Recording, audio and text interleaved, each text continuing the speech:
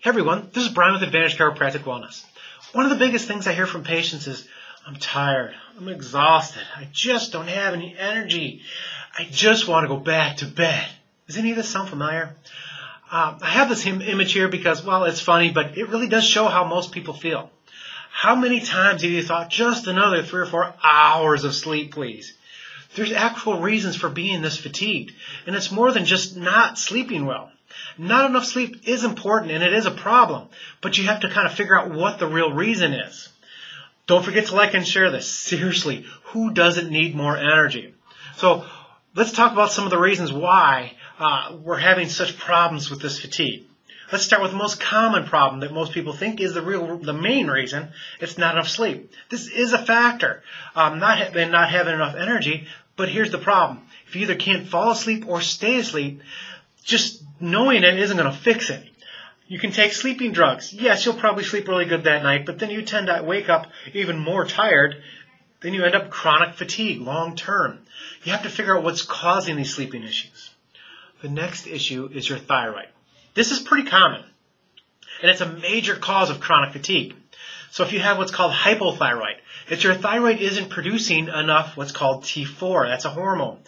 The T4, this hormone, gets shuttled down to your liver, and then your liver converts it to T3, and that T3 hormone is what your body actually uses. Every cell in your body has a T3 receptor on it, so when there isn't enough T3 in your system, you're just plain exhausted. A very good possibility is that you might have more than just hypothyroid. You could have an autoimmune disorder called Hashimoto's. Then it isn't your thyroid, it isn't just your thyroid causing the problem, it's an actual immune response problem. Your immune system's actually attacking your thyroid. Here's another big reason. It's called adrenal fatigue. And it's another major issue.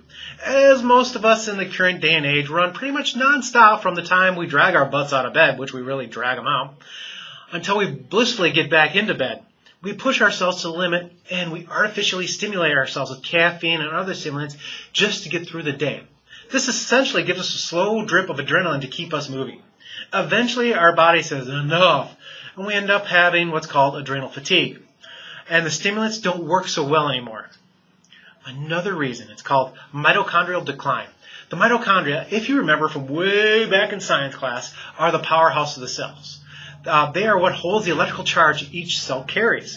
As we continue to abuse our body with no exercise, the sad standard American diet, no sleep, chronic stress, the list goes on, what happens is we're no longer supporting the mitochondria. This literally starts to shrink the mitochondria and they stop working.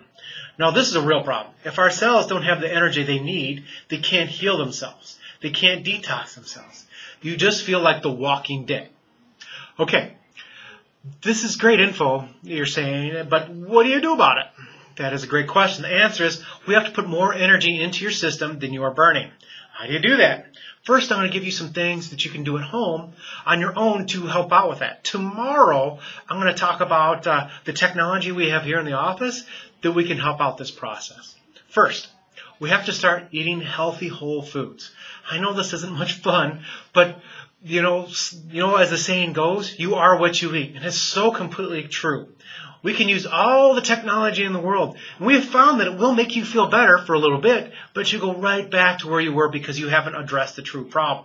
So you do have to eat a true whole food kind of diet. So remember to follow a diet, something like a paleo or keto, or even a combination can be positive. They both have great effects for energy and health.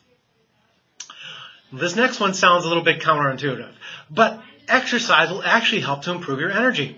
Regular exercise has been proven to increase the size and capacity of the mitochondria in your cells, which is going to help your overall energy. I know it sounds crazy. You have to burn energy to make more, but as you start to produce more, you actually feel so much better, even though you're burning more. The next one's a little difficult for some, but for some reason, we all have forgotten how to breathe properly.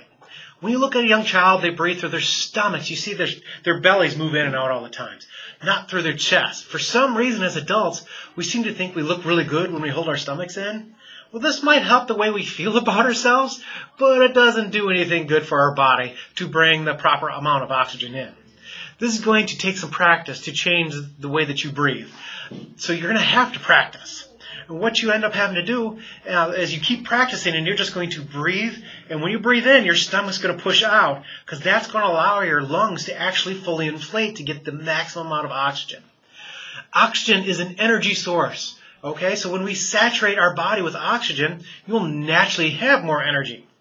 Remember to take the time to breathe through your stomachs and breathe deeply. You need to do this several times a day. So we're going to talk to you tomorrow. We're going to talk about how the technology, what we can do here